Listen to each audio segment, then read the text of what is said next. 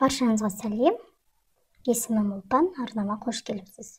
Бүгін сіздерге осы этно шапка жайлы ақпарат айтып кеткім келіп тұр. Екі шапканың да көрінісін фото арқылы көрсетіп кетіп отырамын. Осы демалыста мен модельге кигізіп түсірдім. Модель менің қызым болды. Екі шапкада бірдей бас айналма өлшеміне тоқылды. 52-54 сантиметрге дейін келеді. Және 56-ға да келеді, бірақ 56-ға тығыз тұрады.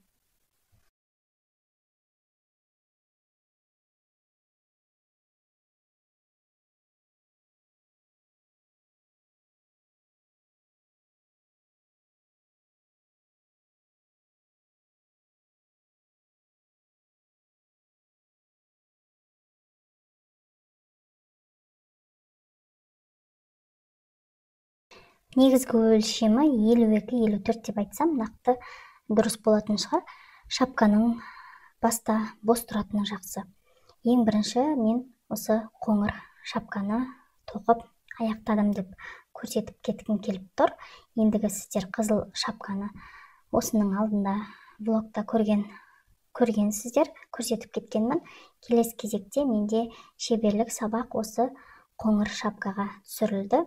Бұл жерде Alize Lana Gold классик жібімен тоқылды. Кішігірім айырмашылықтарын айтып кетейін. Қызыл шапка Lana Gatta жібі, итальяндық меринос. Ал қоңыр шапка Alize Lana Gold классик, түрік елінің жартылай акрил, жартылай жөн жібі деп айтып кетейін. Және де салмағы, бұл қызыл түсті шапканың салмағы 125 грамм. Ал Alize Lana Gold классик жібінен тоқылған ол 68 грамм. Әрдайым меринос жібінен тоқылған бұйымдар ауыр түседі. Оны бәріңіз білетін шығарсыздар. Құрамында акрилі бар жіптер мейлінше жеңіл және көлемді бұйым тоқсақ та, осы полушерсть жіптері экономды болып шығады. Қызыл шапканы алып, сіздерге қоңыр шапканы жақынырақ көрсетіп кетейін. Көрінісі маған өте қатты ұнайды. Түстердің үйлесімділігі барлығы өте әдемі шықты. Қараңыздар. Өзім өте қатты қуаныштымын. Жалпы бұл шапка маған өте қатты ұнады. Көрінісі де, баста тұратын қалпы да және өрнегі де өте жақсы әдемі түсті. Сіздерге қалай шығыпты қосымша кері байланыс ретінде комментарийға жаза отырыңыздар. Алдағы уақытта сабағы шығады. Тоқисыздар ма, соны маған білу өте маңызды. Енді шеберлік сабақ жайлы айтып кетсем, алдыңғы влогтарда айтып өткенімдей, тегін шығады шеберлік сабағы, сәл кішкене басқаша форматта шығарғым келеді деп айтып кеткенмін. Енді бұл жерде мен Telegram канал ашқым келіп тұр, дәл осы шапканы бірге тоқу мақсатында. Яғни, бірге тоқу деген кезде мен сіздерге барлық тегін сабақтарын осы YouTube арнаға жүктеймін. Ол ашық түрде болады және Telegram арнаға ссылка ретінде осы видеоларға ссылка қалдырып кетіп отырамын.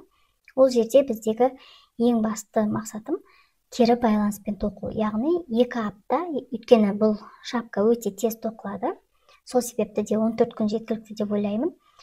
Демек, мен сіздермен тікелей 14 күн бойы кері байланыста отырамын. Кез келген сұрақ туындаса, қиындық туындаса, сол чатта сіздерге кері байланысқа шығып, барлық нюанстарды түсіндіріп айтып кетіп отыруға тырысамын. Меніңше өте жақсы ой сияқты. Себебі әрдайым жаңа дүние тоқыған сайын, әсіресе жаккард өрнегін жаңадан тоқып жатсаңыздар, сіздерде мүмкін сұрақ туындауы мүмкін, немесе қиындық туындап қалуы мүмкін. Сол кезде жаңағы тәжірибесі бар, тоқыманы жақсы білетін адаммен кері байланыста отырған меніңше үлкен көмек береді. Мен енді Telegram арнамды жаңадан ашқым келіп тұр.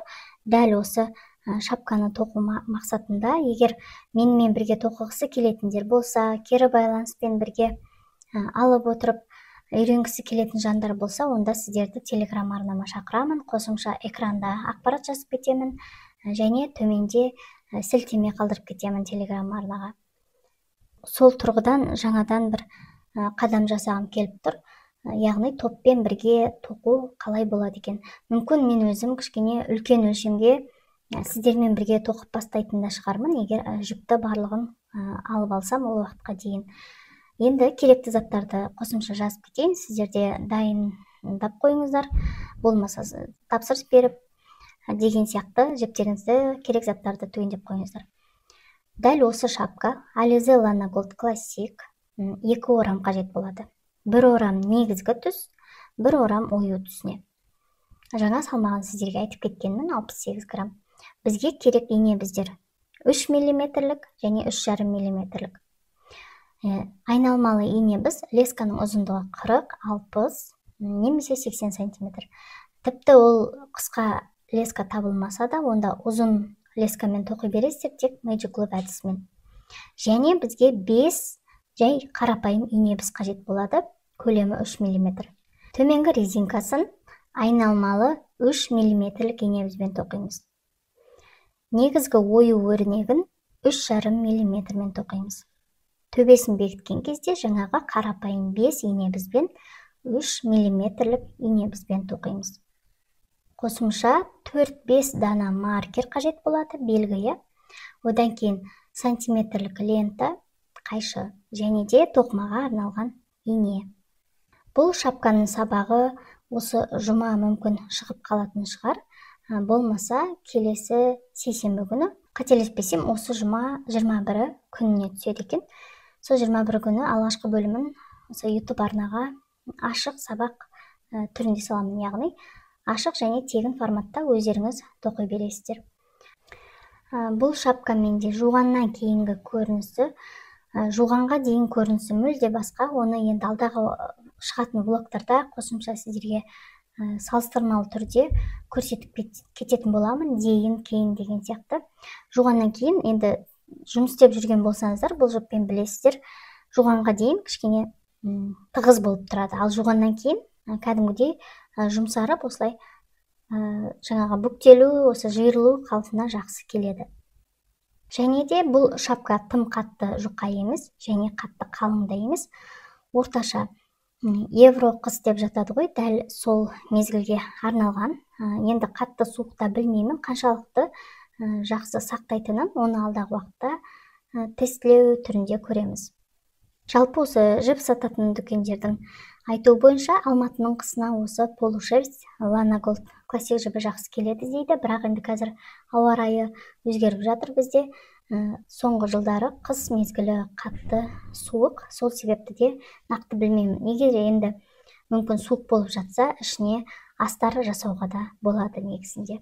Қалың қылып жасағымыз келсе. Жалпы осы шапка бойынша бергім келген ақпаратым осы. Ешқандай мәлімет қалып қалмады деген ойдамын. Қосымша қалып қалып жатса, сіздерге жазбаша түрде де қалдырып кетемін.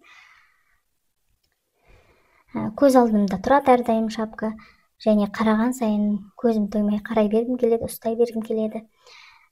Этноүлгідегі осы өзімнің алғашқы шапкам, және сіздерді де бірге тоқуға шақырамын. Менің телеграм арнама келіңіздер, бірге тоқиық, топ құрайық, және алдағы уақытта бұл шапкадан да бөлек мүмкін көлемді бұйымдарды бірге тоқып қалатын шығармыз. Сонымен сіздерді телеграм арнамда күтемін. Ол жерде бұл шапкадан да бөлек мүмкін алдағы уақытта көлемді бұйымдарды да бірге тоқып қалатын шығармыз. Өзім сондай жаңаша форматта телеграм арнада кері байланыспен, бір-бірімізбен тәжірибемізбен бөлісетін бір жайлы орта қалыптастырғым келеді. Сол себепті арнама шақырамын. Шапканың өлшемін айтып кетсем, бұл бізде 52-54 сантиметрге жақсы келеді. 56-ға да келеді. Мен өзімнің бас айналым 56, өзімде өлшеп киіп көрдім. Тек тығыз тұрады. Жаңағындай кішкене шапканың негізі бос тұрғаны жақсы, басты қыспай. 52-54-ке ең жақсы өлшемнің бірі.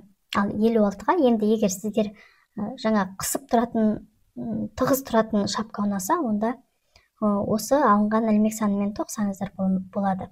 Ал егер кішкене бос тұрғанын қаласаңыздар, онда сабақта көрсетілетін есептеумен де тоқып кетесіздер. Бұл жерде әркімнің өзінің қалауынша екі түрлі нұсқа беріледі, яғни 52-ден 54-55 сантиметрге дейін, және 55-тен 58 сантиметрге дейінгі екі нұсқа қанша ілмек теріп алу керек, барлығы сабақта түсіндіріледі.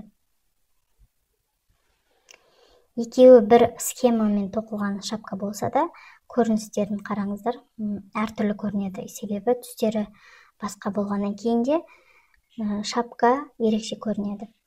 Ары қарай да әртүрлі түспен тоқсақ, ойлаймын, әр шапка өзінің бір ерекшеленіп тұратын көріністе болады деген ойдамын. Және қараңыздар, қызыл шапканы өзім осындай докер көрінісінде бүктеп көрдім, төменгі жағын. Өте жақсы нұсқаның бірі екен. Және солай кигізіп те фото түсіріп көргенмін. Өте әдемі көрінеді. Әрине, ішіндегі осы жаккард көрінісі қатты көрінеді. Ол ондай көрініс болмас үшін мүмкін кішкене осылай мына шапкадағы сияқты сәл қызыл түспен ары қарай тоқып жіберіп керек негізінде. Егер докер түрінде тоқығымыз келсе. Жалпы сіздерге осы қысқа шапка көрінісінде де өте әдемі көрінеді екен деп көрсеткім келген. Осымен менің шапка жайлы бергім келген ақпаратым аяқталған сияқты. Егер қалып қалған мәлімет болса, қосымша жазып кетіп отырамын. Егер жаккард өрнегін жаңадан тоқып жатсаңыз, онда дәл осы Alizé Lana Gold классик жібін алып, жаттығып алуларыңызға кеңес беремін. Себебі меринос жібі қанша дегенмен тарқата берген сайын, ол бұрынғы бастапқы қалпын жойып қояды. Сол себепті де қолдарыңызды жаттықтыру мақсатында осы полушерсть жібін алып бірінші тоқып шығасыздар. Одан кейін ендігі меринос жібімен, тәжірибеден өткеннен кейін меринос жібімен де тоқи бересіздер. Егер арнама әлі тіркелмеген болсаңыз, пайдалы болып жатса тіркеліп қойыңыз және лайк басып, кез келген лебіз қалдырып, тоқымаға қызығатын досыңызбен бөлісіп қойсаңыз, менің қазақша тоқыма арнамның дамуына үлесіңізді қосасыз. Осымен менің бүгінге бөліскім келген ақпаратым аяқталды. Пайдалы болсын. Сіздерді телеграм арнамда күтемін. Ол жерде барлығы командамен, топпен жұмыс жасаған кезде кері байланыс арқылы бір-бірімізбен тәжірибе алмасып, ары қарай басқа да бұйымдарды бірге тоқып кетеміз деген сенімім бар, үмітім бар. Бәріңізді осы сол телеграм арнамда күтемін. Назарыңызға рахмет, пайдалы болсын. Келесі сабақта кездескенше сау болыңыз. Сіздермен болған мен Ұлпан.